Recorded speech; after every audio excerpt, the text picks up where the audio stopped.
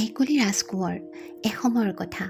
হিমালয়ৰ পাদদেশৰ কোনো এখন ৰাজ্যত এজন প্ৰবল প্ৰতাপী ৰজা আছিল। তেওঁ বৰ দয়ালু আছিল। ৰজাৰ একমাত্ৰ কন্যা দেখিবলৈ বৰ ধুনীয়া। ৰাজকুঁৱৰীৰ ৰূপৰ কথা চৌদিশে জনাজাত আছিল।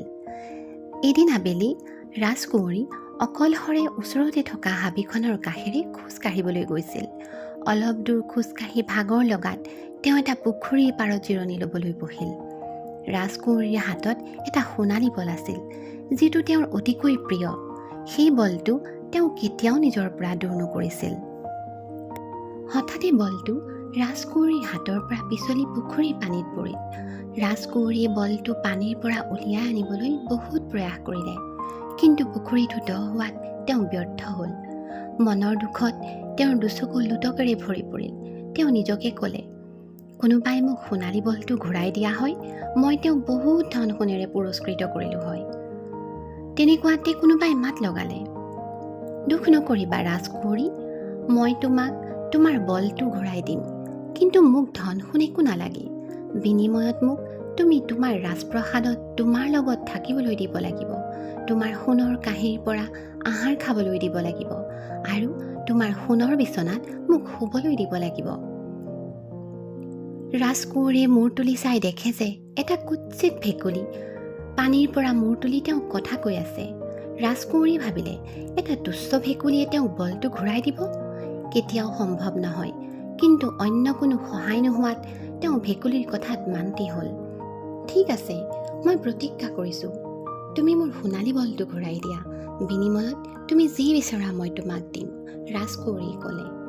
ৰাজকুঁৱৰীৰ কথা শুনি ভেকুলীয়ে পানীত বুৰ মাৰিলে আৰু সোণালী বলটোলৈ উলটি আহিল। সি বলটো ৰাজকুঁৱৰীৰ হাতত দিলে। বলটো পাই ৰাজকুঁৱৰী অতিশয় আনন্দিত হ'ল। বলটো লৈ ৰাজপ্ৰাসাদলৈ উভতি যাবলৈ ধৰাত ভেকুলীয়ে মাত লগালে, ৰাজকুঁৱৰী, তুমি মোৰ ওচৰত প্ৰতিজ্ঞা কৰিছা, এতিয়া তুমি মোক তোমাৰ লগত লৈ যাব লাগিব। নিৰুপায় হৈ ৰাজকুঁৱৰী মান্তি হ'ল আৰু ভেকুলীক লৈ ৰাজপ্ৰাসাদলৈ উলটি আহিল। ৰাজপ্ৰাসাদত উপস্থিত হৈ তেওঁ ৰজাক সকলো কথা ভাঙি পাতি ক'লে। সকলো শুনি ৰজাই ক'লে, মোৰ মৰমৰ ৰাজকুঁৱৰী, তুমি ভেকুলীৰ ওচৰত প্ৰতিজ্ঞা কৰিছিলা আৰু এতিয়া সেই প্ৰতিজ্ঞা পালন কৰিব লাগিব।